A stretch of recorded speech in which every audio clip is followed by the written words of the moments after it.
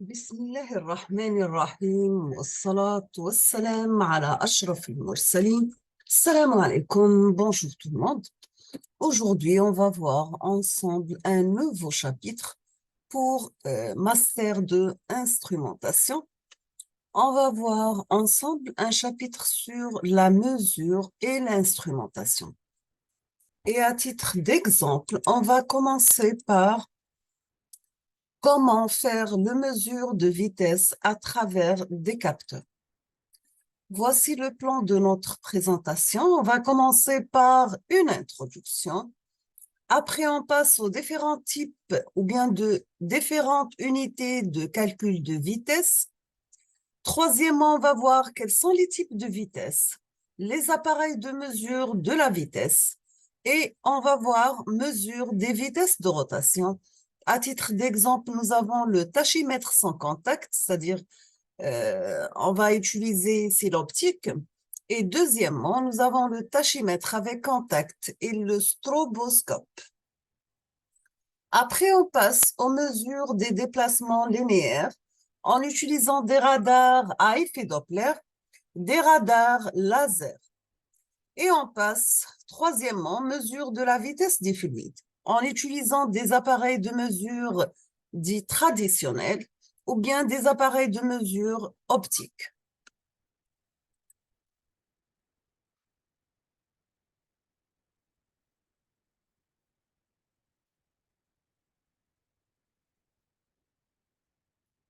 Comme toujours, on commence par l'introduction. Donc, on va définir c'est quoi une vitesse, sachant que la vitesse est une grandeur qui mesure le rapport d'une évolution au temps. En physique, nous avons la vitesse de sédimentation, la vitesse d'une réaction chimique, etc.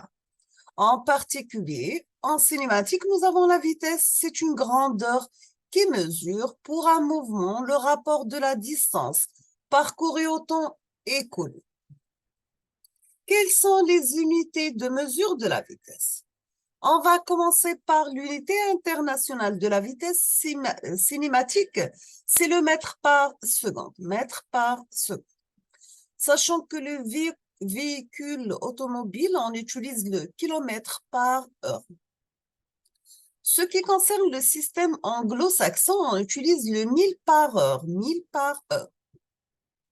La marine, on utilise le nœud qui vaut un 1000 marins par heure. Donc, soit environ 0,5144 mètres par seconde.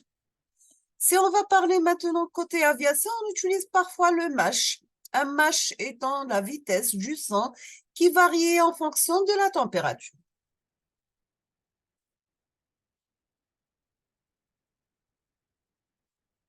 Il faut distinguer deux types de vitesse. On va commencer par une vitesse moyenne. Deuxièmement, nous avons la vitesse instantanée.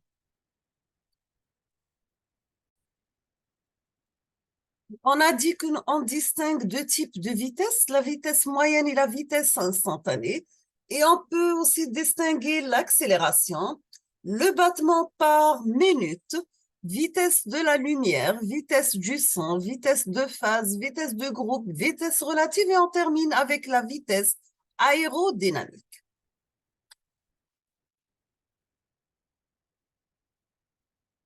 Quels sont les appareils qui sont utilisés pour mesurer la vitesse? On peut mesurer la vitesse à travers des capteurs, ce qu'on appelle les capteurs de vitesse. Ce sont des appareils de mesure portant également le nom plus industriel de tachymètre. Le type de déplacement est soit rectiligne, soit angulaire. Donc, la sortie, elle est analogique ou bien numérique.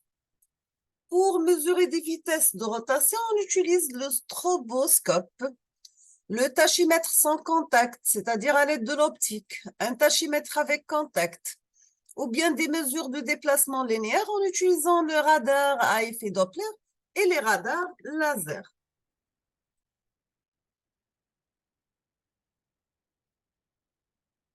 Si on va parler maintenant comment faire la mesure de la vitesse des fluides. Donc, ce sont des appareils de mesure dits traditionnels. Nous avons premièrement le tube de Pitot la sonde de pression anémoclimométrique. Et concernant les méthodes de mesure optique, on peut travailler avec vélocimétrie, laser à franges et vélocimétrie par image de particules, ce qu'on appelle le PEV.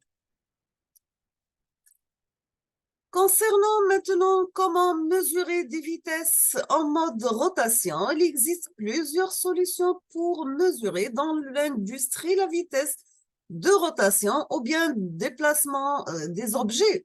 Les deux techniques les plus utilisées sont la tachymétrie et les stroboscopes.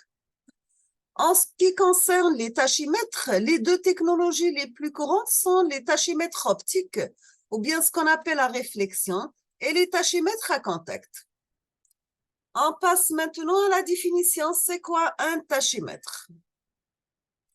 Un tachymètre, c'est tout simplement un instrument de mesure permettant de déterminer la vitesse de déplacement d'un objet en mouvement. Dans ce cas, le capteur peut être mécanique, optique ou bien à courant de Foucault, ou bien consiste en un système de conversion du temps et de la distance sur certaines montres. Un tachymètre permettant d'indiquer la vitesse de rotation d'un mobile comme une poulie, un arbre de ventilation ou bien de moteur. On le trouve couramment dans l'industrie et les transports où il permet un contrôle et une surveillance des machines, mais de type rotatif. Toujours, nous avons que le tachymètre peut également être utilisé pour mesurer la distance en chronométrant le parcours sur une certaine distance à une vitesse constante, sachant que la vitesse est calculée par la distance est calculée par la formule suivante. Nous avons, c'est la vitesse multipliée par le temps.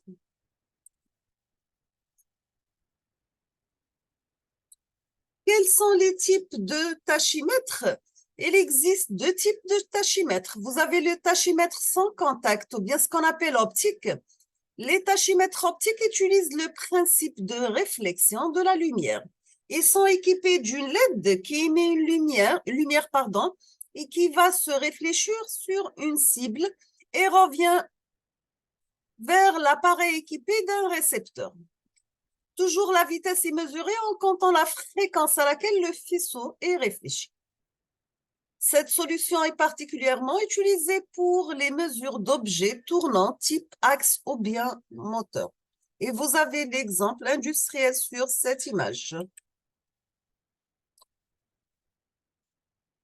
À titre d'exemple, nous avons le tachymètre, le Volté CRAF-DT10L. C'est un appareil portable pour mesurer la vitesse de rotation grâce à la visée laser, en pouvant mesurer très précisément et sans contact les objets en rotation. Le même principe, la lumière de jour. Les données mesurées sont affichées en tours par minute. Et notre appareil dispose d'une mémoire pour des valeurs minimum et maximum. Maintenant, on va passer au tachymètre à contact. Les tachymètres à contact sont équipés en général d'un embout type roue ou cône. Le tachymètre convertit la rotation de la roue en impulsion électrique et celui-ci vient mesurer la fréquence de ces impulsions pour déterminer la vitesse. Ce type de tachymètre est utilisé dans les déplacements linéaires. Et voici l'exemple pratique industriel qu'on trouve sur notre marché. Quel est son principe de fonctionnement? Donc, nous avons toujours à l'entrée un axe d'entrée du tachymètre qui fait tourner un aimant. Donc, voici l'aimant dans la figure. Un aimant dans une cloche lors de la rotation de cet aimant. Il se crée un champ magnétique proportionnel à la vitesse de rotation de l'aimant. Plus la rotation est rapide, plus le champ est fort. Le capteur Ephéol reçoit les impulsions et les transmet au microcontrôleur pour interpréter la fréquence du champ magnétique par tour par minute. Ou bien, en notre unité de mesure selon le choix de l'utilisateur. Donc, voici le principe. Ici, c'est notre capteur en se basant, donc ici, c'est un capteur à effet Hall avec l'aimant. On a trouvé à l'aide de notre tachymètre, la vitesse, elle est de 7200 tours par minute. Beaucoup de tachymètres sont équipés aujourd'hui des deux technologies de mesure. Vous trouvez à la fois l'optique plus le contact.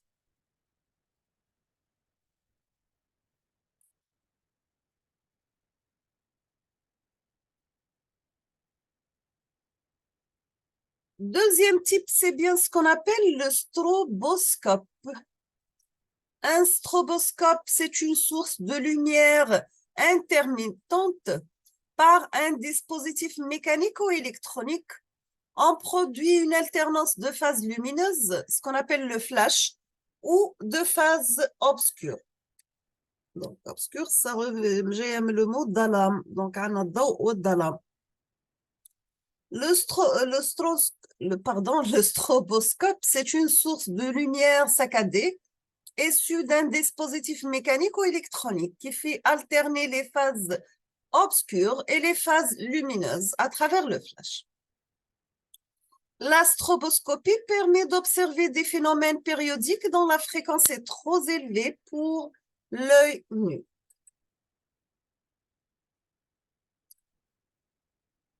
Quel est son principe de fonctionnement?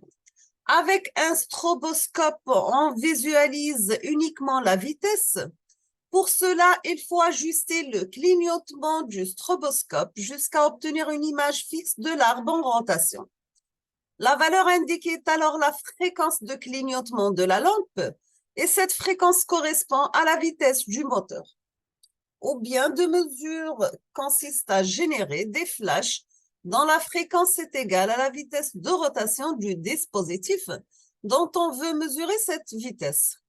Lorsque les deux vitesses sont à égalité parfaite, nous avons l'impression que notre système en rotation il est immobile. Donc, immobile, c'est-à-dire il est fixe. Pas de mouvement. Il faut régler la fréquence maintenant du flash sur celle du phénomène qui apparaît alors comme fixe et on va ralentir jusqu'il devient observable. Donc, c'est ce qu'on appelle ça, c'est l'effet stroboscopique.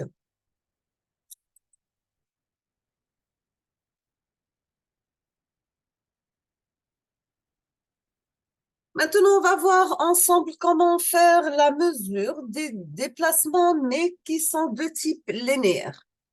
L'effet Doppler fait présenter par Christian Doppler en 1842 pour les ondes sonores, puis par Hippolyte Fizeau pour les ondes électromagnétiques.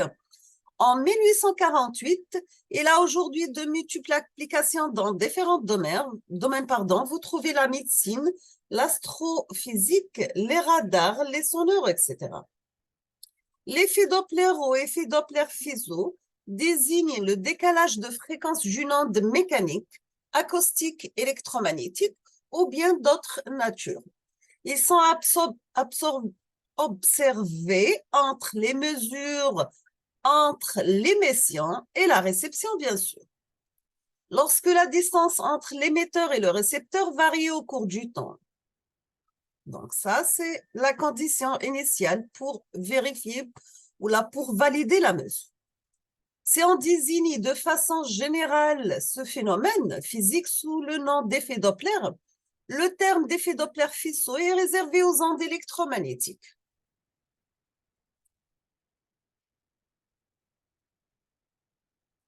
On passe maintenant au radar à effet Doppler. Le mot radar vient du mot radio detection and ranging.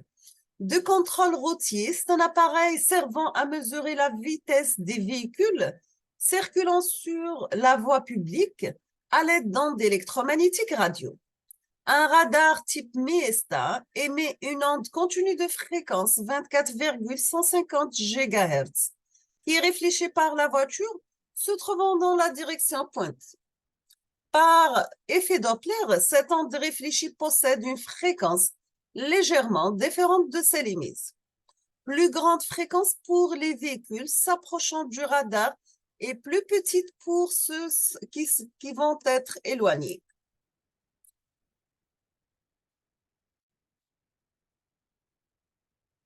Maintenant, si on va parler au radar à effet laser, depuis 1997, les radars laser sont de plus en plus répandus et sont très différents des radars Doppler et sont plus petits, facilement transportables, même en moto. L'installation, elle est très rapide et leur portée supérieure à 400 mètres.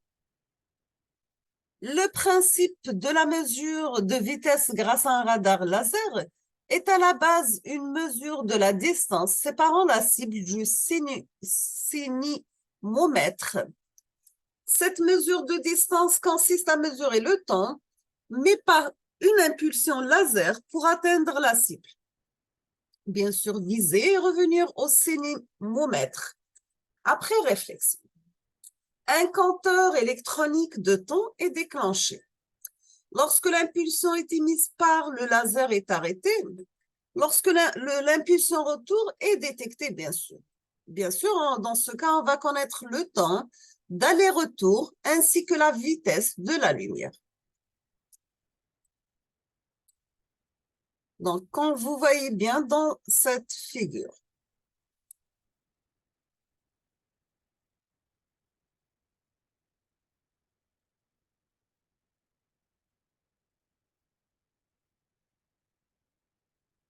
Maintenant, on va parler comment faire la mesure de la vitesse, mais cette fois-ci des fluides. La mesure des vitesses de fluides se retrouve aussi bien dans des applications industrielles qu'environnementales. Des instruments sont utilisés pour enregistrer les déplacements de fluides en conditions confinées dans des conduites ou bien dans des champs qui sont ouverts. D'autres instruments sont utilisés pour contrôler la vitesse de fluide, mais qui ne dépassent pas par excès ou par défaut un seuil critique de ce qu'on appelle de sécurité. On va commencer par les appareils de mesure des traditionnels et on va commencer par le tube de Pitot. Le tube de Pitot, pardon, on revient. Donc, nous avons le tube de Pitot portant le nom de son inventeur, physicien français Henri Pitot. En 1732, fit le premier dispositif de mesure de vitesse de fluide. Il est destiné à l'origine à mesurer la vitesse des eaux courantes et des sillages des faisceaux. Donc, vous avez ici la pression totale appelée PT, la pression statique PS, et nous avons un manomètre différentiel. Et voici la photo de notre instrument de mesure de fluide.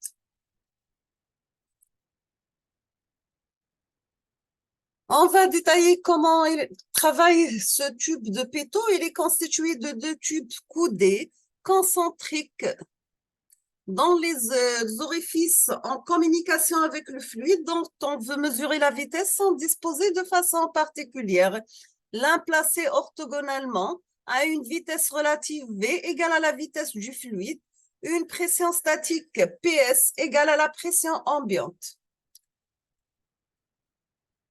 L'autre, il est placé dans le sens de l'écoulement, à une vitesse relative nulle, une pression totale PT, qui est la somme de la pression dynamique et la pression statique. Donc, vous avez la différence entre ces pressions, nous donne la vitesse. Donc, vous avez V carré sur 2, plus la pression statique divisée par ρ égale à 0, plus la pression totale divisée par ρ. Donc, dans ce cas, V, la vitesse au carré est égale à 2 PT qui est égale à la pression statique, totale, moins la pression statique dans les conduites, divisé par ρ, notre masse volumique du fluide. Donc, V, la vitesse, P, c'est la pression dans la conduite. Nous avons PS, c'est la pression statique, et PT, c'est la pression totale, et ρ, ce qu'on appelle la masse volumique de notre fluide. On trouve ici maintenant les centres de pression, le anémoclinométrique. Ils sont basés sur le même principe que le tube de Pitot. Ces centres permettent la mesure de la vitesse à partir de mesures des pressions. Néanmoins, ce dispositif permet non seulement la mesure du module de vitesse, mais aussi de la direction de cette dernière. Nous avons la détermination du vecteur vitesse moyenne modulé angle des recteurs et du nombre de mèches et de la pression au sein d'un écoulement. Donc, exemple, ici, vous avez une sonde de pression statique de type GG. Ici, vous avez une sonde pilote avec raidisseur pour exploration de couches limites. Pardon. Dans cet exemple, nous avons des sondes de pression sans HPA qui font la mesure de la vitesse d'écoulement en associant avec un tube de pitot. Quelles sont les limites des méthodes traditionnelles? Les différentes méthodes exposées ci-dessous nécessitent toute l'utilisation d'une sonde afin d'accomplir les mesures. Aussi petites les sondes sont-elles, il est clair que leur présence perturbe tout de même l'écoulement. Ces méthodes sont dites intrusives. De plus, ces méthodes reposent sur les liens entre température et pression et vitesse. À effet, la grandeur directement mesurée par ces dispositifs n'est jamais la vitesse à proprement dite. Dès lors que dire lorsque les relations nous permettent d'accéder à la vitesse ne sont plus valables. On passe maintenant aux méthodes de mesure, mais cette fois-ci qui sont optiques. La mesure de la vitesse par méthode optique, ces méthodes sont non intrusives et se font par encaissement de particules au sein du fluide. Vélocimétrie laser à frange. On va commencer par la présentation. Donc, cette méthode de mesure semble la plus simple à mettre en œuvre. Elle permet de déterminer la vitesse du fluide d'un point de vue aérien. On détermine la vitesse des particules traversant un petit volume de contrôle défini par une zone d'interférence. Le fluide est tout d'abord en sémence de particules légères entraînées par le fluide dans son mouvement. C'est en réalité la vitesse de ces particules que l'on va pouvoir mesurer. On va créer un réseau de franges par interférence lumineuse. Et lorsqu'une particule traverse la zone d'interférence, elle s'instillera. Il ne reste plus qu'à placer une caméra dirigée vers la zone de contrôle afin d'accéder à la fréquence de ce scintillement qui nous permettra de remonter à la vitesse instantanée de particules et donc du fluide dans cette zone.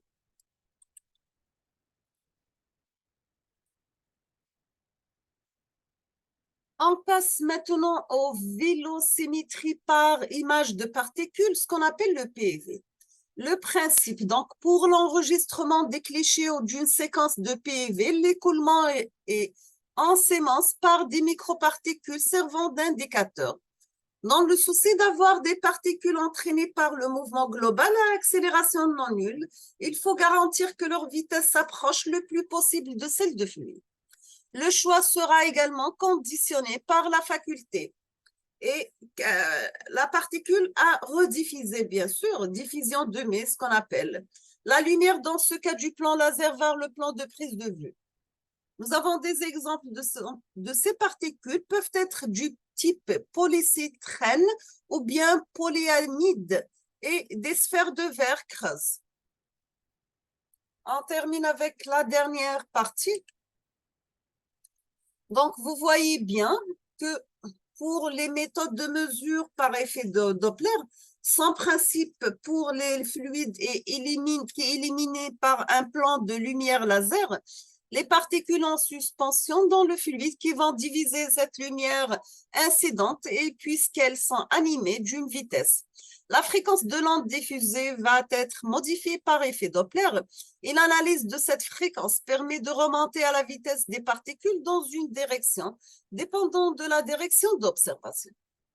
Donc, on trouve la composante mesurée, la direction d'observation avec notre vitesse et la particule sans oublier la direction d'élimination.